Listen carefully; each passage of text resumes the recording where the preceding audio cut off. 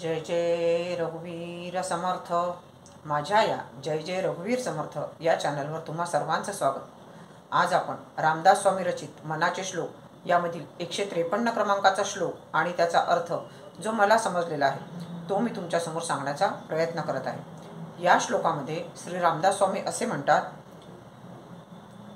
नभे पिंड ज्ञाने नभे तत्वज्ञाने समाधान काही नभे तान माने नभे योग यागे नभे भोग त्यागे समाधान ते सज्जनाचे नियोगे. जय जय रघुवीर समर्थ. या श्लोकामध्ये समाधान कुठे शोधायचं, समाधान म्हणजे काय, समाधान कशामुळे प्राप्त होईल हे सांगण्याचा रामदास स्वामींनी हे सांगितलेलं आहे. ते म्हणतात, नभे पिंड ज्ञाने नभे तत्वज्ञाने. पिंड ज्ञान म्हणजे आपण हे काय 12व्या 13व्या दिवशी करतो पिंड, ते नव्हे.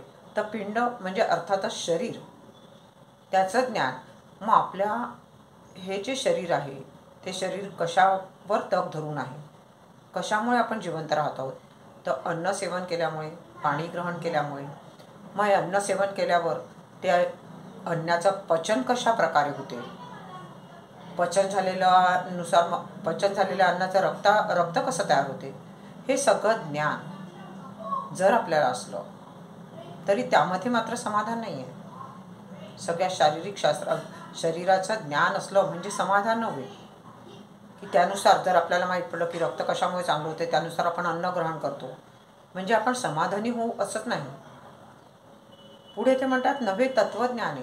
तत्वज्ञान म्हणजे सर्व सृष्टी जी आहे त्या सृष्टीमध्ये जे काही चराचर आहे त्या सर्व गोष्टींचं ज्ञान आपल्याला असणं म्हणजे समाधान नव्हे.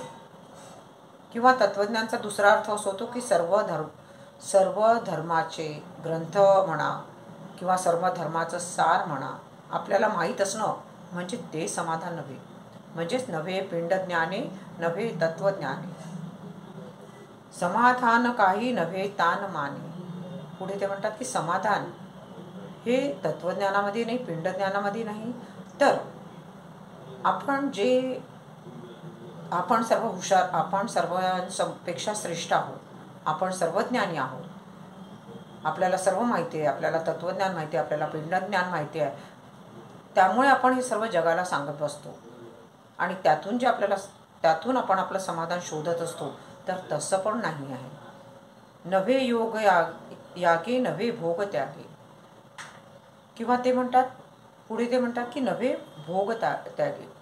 जे काही आपल्याला भोगायचे आहे किंवा जे काही भोग आपल्याला जन्मामध्ये भोगावे लागतात त्याचा त्याग करून आपल्याला समाधान मिळणार नाही.